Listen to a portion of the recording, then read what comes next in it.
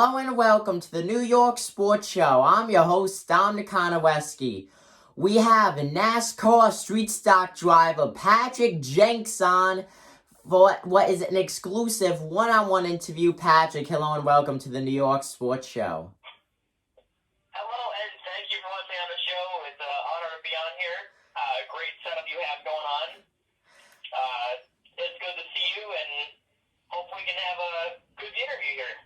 Yeah, definitely. It's an honor to have Patrick on, folks. Now, we have the 2021 racing season of the Stafford Motor Speedway just literally on the horizon, a handful of days away. Now, Patrick, like I mentioned before, you race in the street, you race street stock, so you compete in the street stock division at Stafford. Gonna be doing a part-time schedule as of now of 6 races. In fact, had a little seat time last season, though. What are your expectations going into this racing season? Well, my expectations for this racing season, I try to keep my goals reasonable. Just want to be able to run top 15, maybe get a top 10 if everything works out right. I don't have a lot of experience behind the wheel, so this will definitely help me with this season.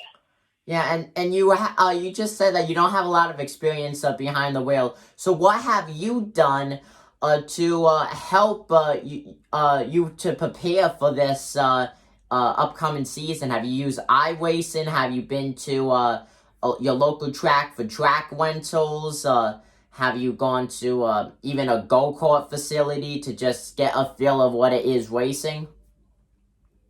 Yeah, I've done quite a bit of go-kart racing at a place called SNS Speedway. It's over here in Hazleton, PA. I've been doing a lot of iRacing. I've probably ran close to 3,500 laps in iRacing over the last 3 or so weeks. Wow. At Stafford Speedway. That is just a huge number right there. So definitely you have put in the time and effort during this off season. Now, Stafford Speedway just had their open practice this past weekend. You ended up not going to it. Weather played a huge effect in it. Do you feel like you kind of lost some traction not being able to go to this practice? I mean, personally, you want to be on track anytime you can, and obviously with it snowing in the middle of April up in Connecticut and them getting like 4 or 5 inches definitely played a factor into it. I don't feel like we lost too much traction going into it. Yes, I definitely lost some valuable seat time, but I feel like we can make up for that on this coming weekend. Yeah, hopefully you can, as it is opening day this upcoming Saturday.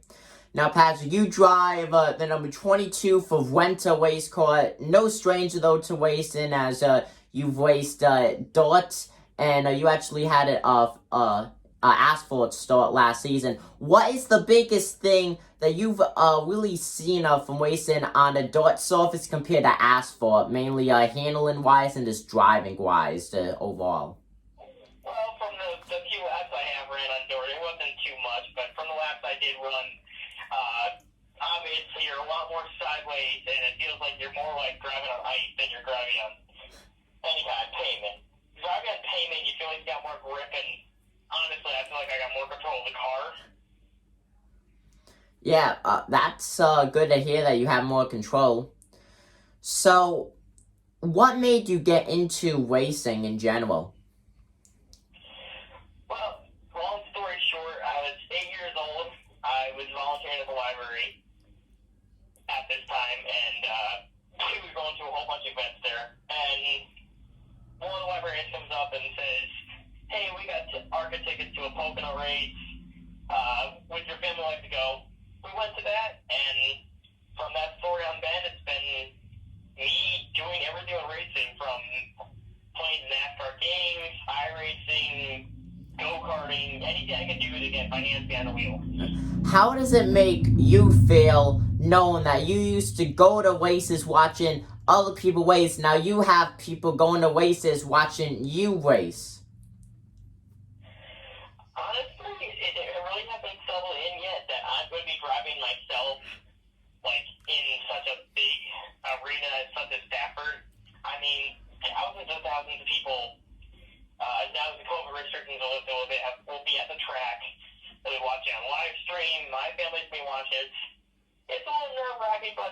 time, it's gratifying. Yeah, definitely.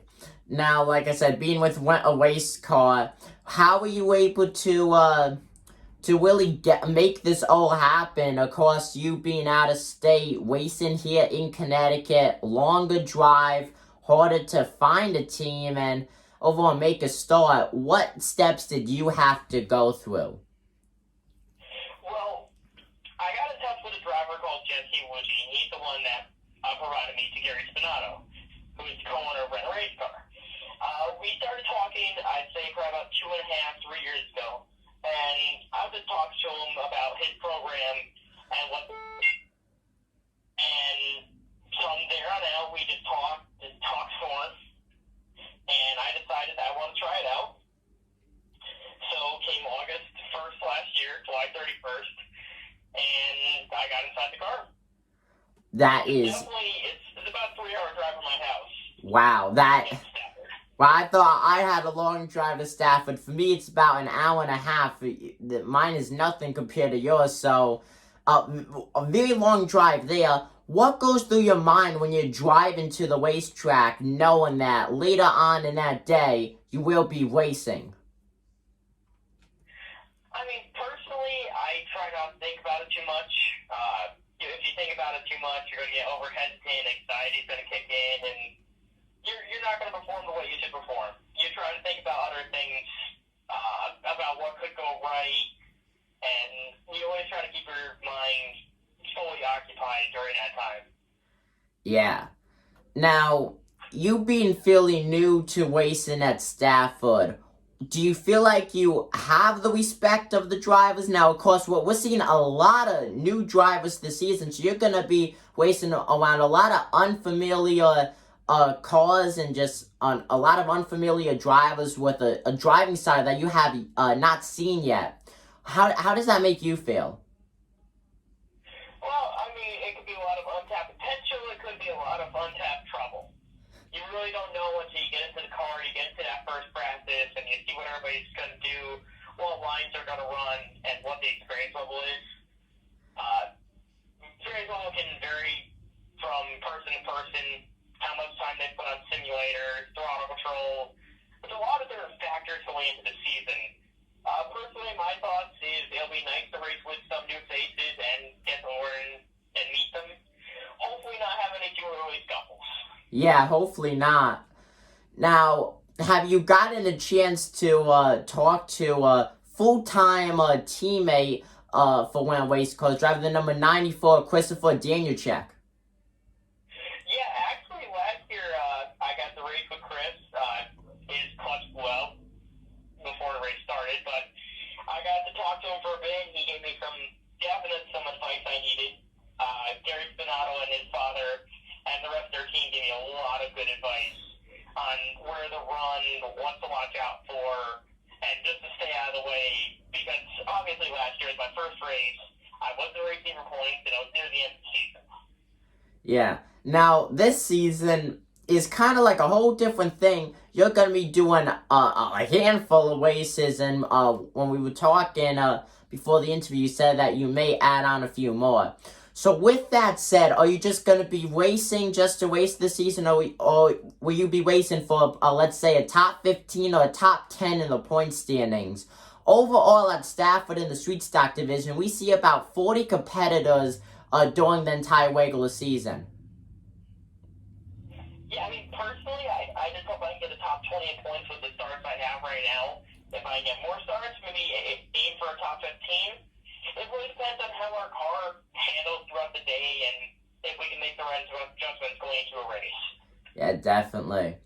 Now, you being in the number 22 Rent a Race car, what made you choose that car? Well, number 22 is synonymous with really where I started racing, even online. When I started racing on NASCAR Inside Line, this was NASCAR 11 the game on Xbox. I started with the number 22. Just because number 22 has always been a synonymous number with me, the number 13, but obviously number 13 is not there, so the 22 is the next best thing. Joey Logano drives it, and a whole bunch of other famous drivers have driven a 22. So I want to put my mark on the number 22 myself. That is very cool to hear. Once a video game number, now a real life number. And you said a lot of famous drivers have driven that number. You could very well be one of those famous drivers, let's say 5 years from now. How does it make you feel? Because technically, when you look, this is an official racing store, official NASCAR store. You are considered a NASCAR driver when you strap yourself in to the car. How does it make you feel knowing that?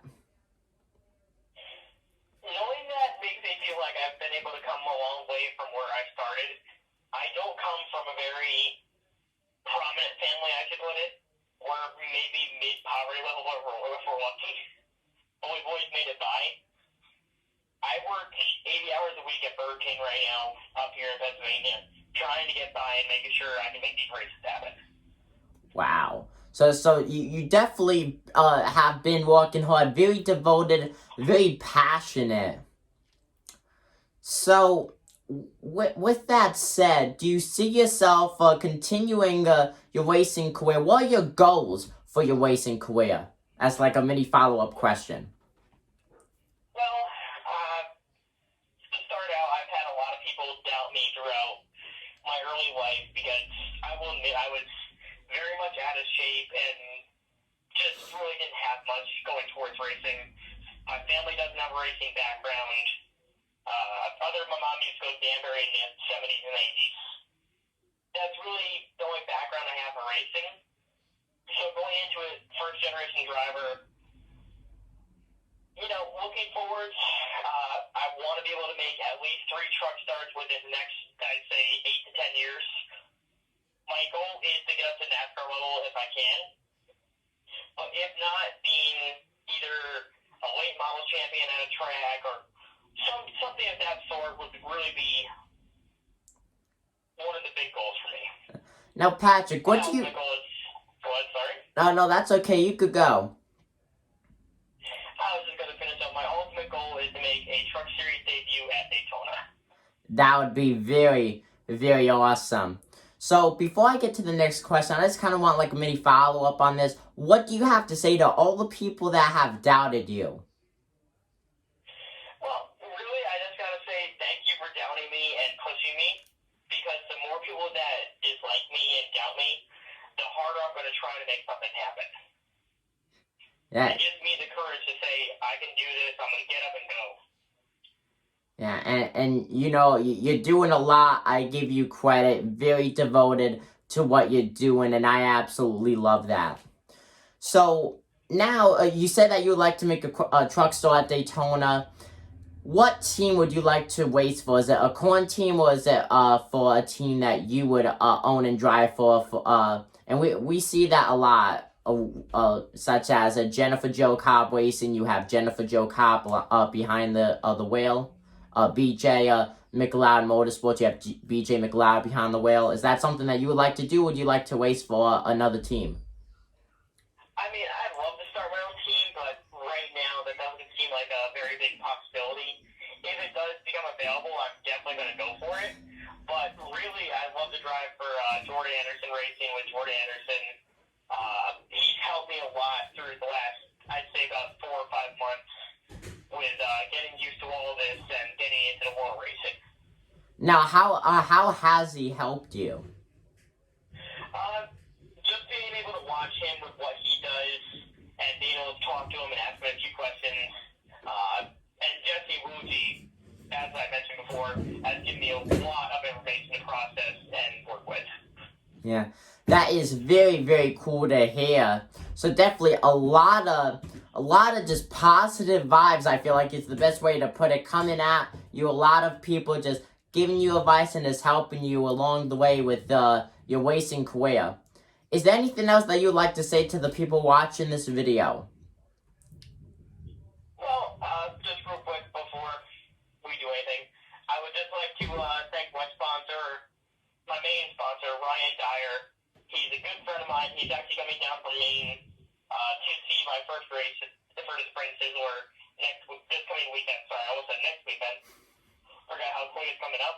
But he's coming down, and he actually helped split the bill with me, and he sponsoring my race car. So, guys, make sure you check out Ryan Dyer on YouTube and show him some love. You definitely check him out.